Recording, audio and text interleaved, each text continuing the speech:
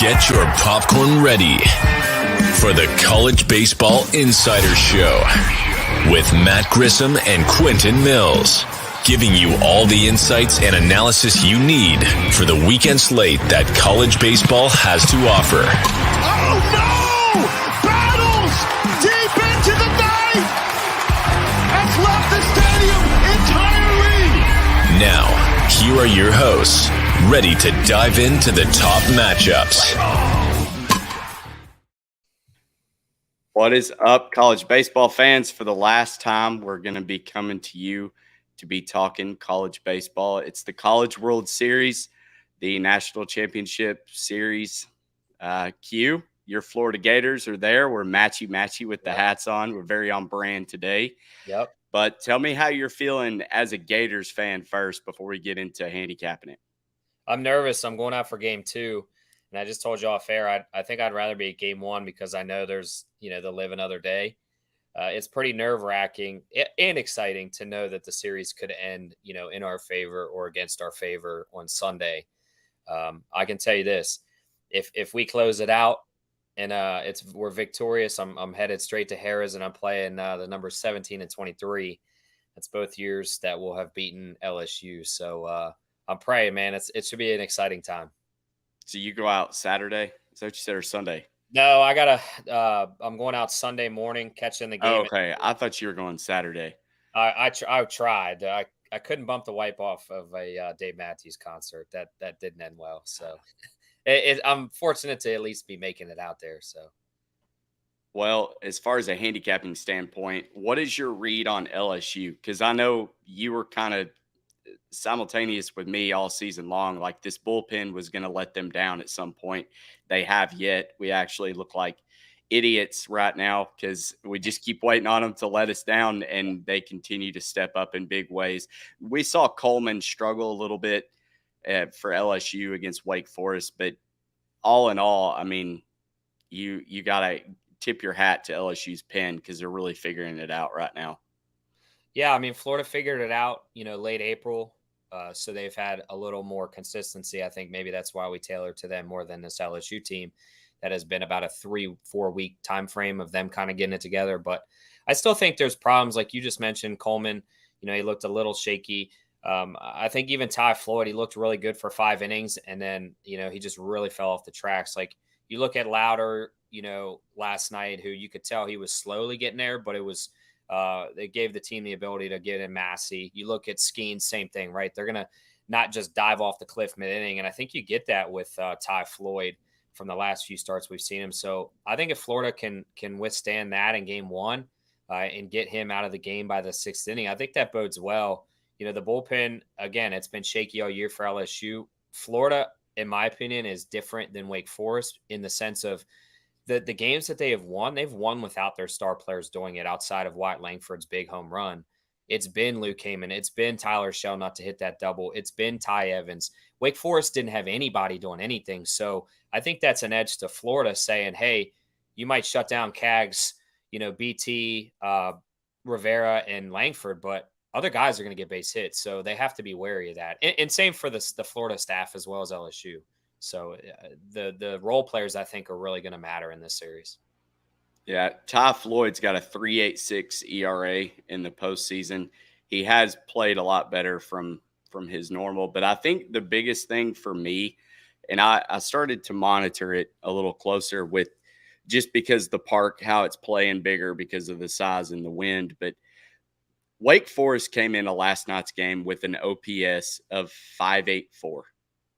They were well above 1 all season long. They were above 1 through the entire postseason until they hit Omaha.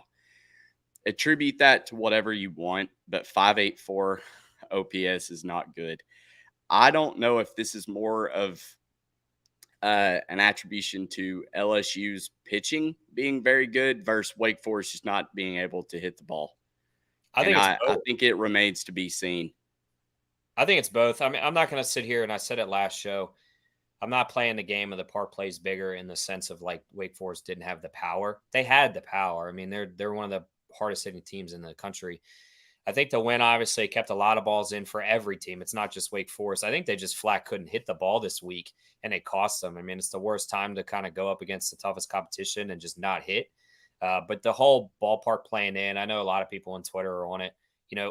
LSU figured it out. Florida figured it out with 7 or 8 home runs this tournament. Like, if you hit the ball, it's going to go out with your big hitters, and that's just what Wake Forest failed to do, was just make contact. Yeah, it was really disheartening to see Brock Wilken, Nick Kurtz not even get to play in that last game. But these two big power hitters all season, and they can't. Yeah. Well, it's crazy because Brock Wilkins started the tournament off with a bomb. So, you thought he was going to groove it. And then it was like he just left. And Nick Kurtz, obviously he was scratched last night. We come to find out he's dealing with a rib injury, but he was non-existent. It was like he wasn't even in Omaha on the offensive side. Now, credit, he kept him in a lot of games with his defensive playmaking, but that hurts, man. When your top 2 hitters aren't producing, it hurts. I mean, we saw that with UVA. And then to go back to the team OPS, Florida, they have an 8-2-1 in Omaha, 8-2-8 over the entire postseason. So one would believe that the bats of Florida are going to be able to hit these LSU pitchers a little bit. Brandon Sproat's got a 4.07 ERA in the postseason, a little worse than I think his season average. But, he's given you a good 6.5 innings, and he's given up, I think he's given up 3 runs in all 4 of his postseason starts. I think he gave up 2 and 1. But I don't know. This is a coin flip in game 1 to me. I think where Florida really has the advantage is day 2 with Waldrop going, because I don't think you see Paul Skeens yet. I think at best Skeens can throw in a potential game 3. Yeah, but we just talked about off air. How far does he go? I mean, I know the guy's a workhorse. The draft's coming up. That's got to be weighing on his mind, right? He didn't get to do the combine. This was his combine. So at some point, you've got to start. I get it. It's a national championship, but he's looking at a number 1 overall pick potential. So I don't see him going 8-9 innings in game 3. I think it's going to be that 5 to 7. And I almost lean closer to the 5, because there's a major difference, whether you're a pro or a collegiate player, of going on 5 days rest, 4 days rest, and 3 days rest. He's in his early 20s. This is new territory for him. Florida has the bats to take advantage of that. It's just, we'll see how far he goes, but I don't expect it to be a super long start by any means. No. And that's assuming we'll even get to that point. Right, yeah. Right. And that's kind of where I'm getting some pushback on Twitter, because a lot of people are pretty much guaranteeing that this is going to go 3. I don't know. I mean, if you get good Brandon Sproat and they win game 1, which I think they can and will, that's why I said last night to jump on the Florida series price, because if you're going to lay 120 in game 1, lay the 120 in the series. That way, if you lose game 1, you didn't just lose the same juice.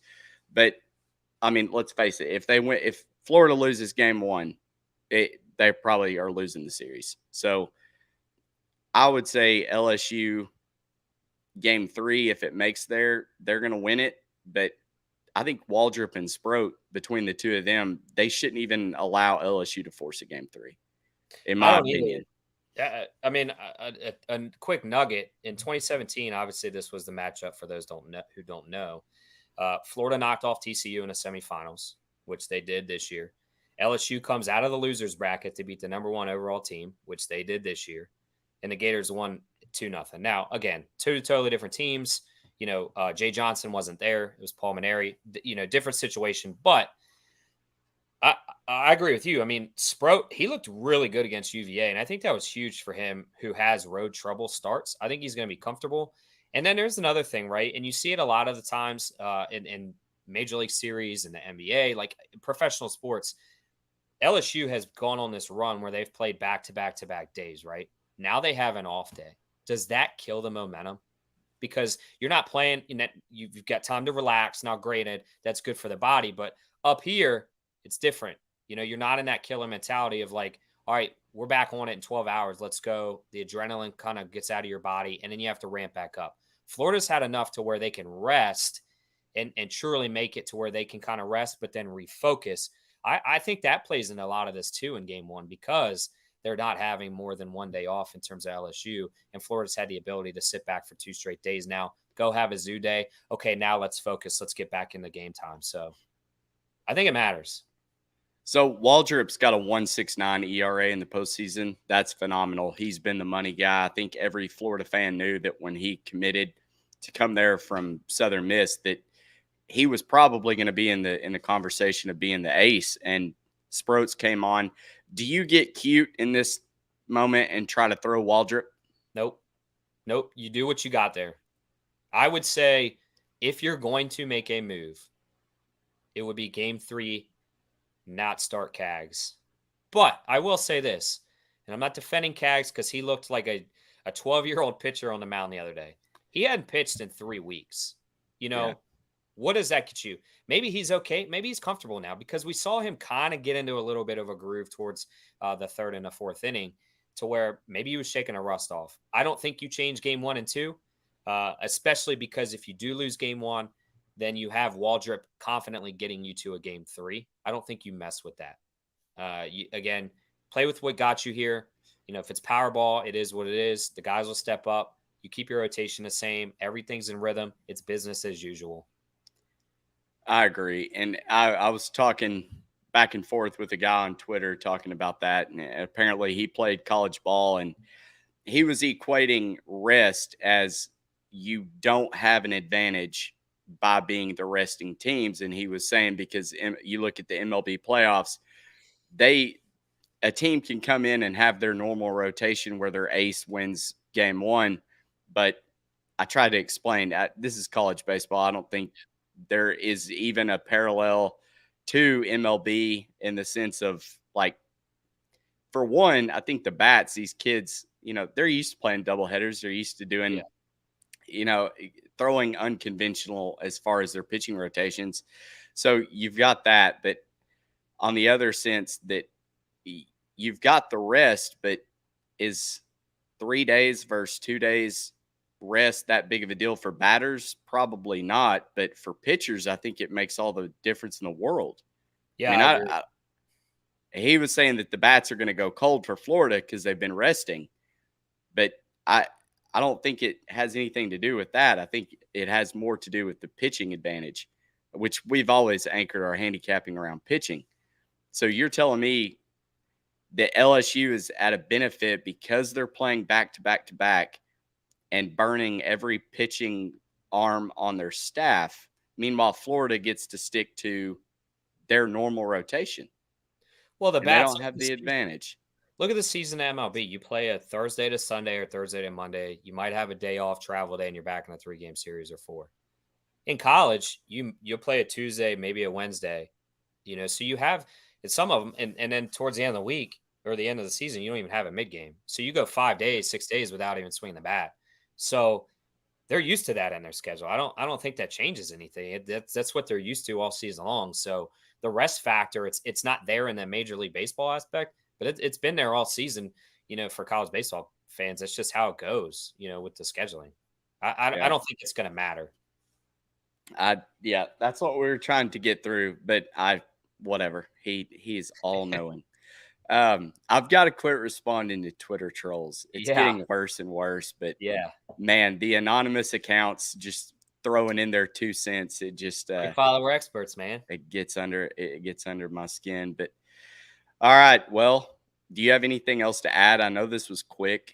We're still waiting on pitching announcements. We're still waiting on, I guess, game times. Have game times been announced yet? Or is it for sure 6:00 tomorrow again?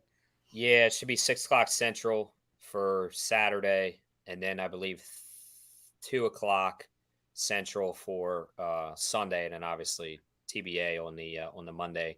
And we've got a coin flip for the series. Have you seen a game 1 price yet? No, I've just seen the series price at both -110. I haven't looked at. I booked it last night. I haven't looked yet. Check it one more time before we sign off. What do you think about this? I think we should do a show next week, recap it. And then I think here we do, before you get to that, I think we make our bold predictions heading into next season. I like it. Because we look at the transfer portal, look at the moves that have happened this past week. Like, Shelton going to Florida, I think we kind of, hey, Florida's rebounding back, like they could be back, or Wake Forest is, losing everybody. They're going to have a drop. I think it'd be pretty fun to do that.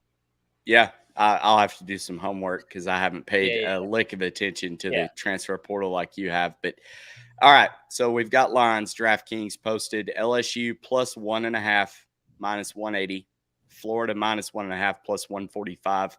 The total is 10 flat, and Florida's a slight favorite minus 120, laying 110 with LSU. Any opening thoughts to the opening line of game one? Plus 1.5 LSU, because I think all these games are going to be close. I do too. I mean, and the under,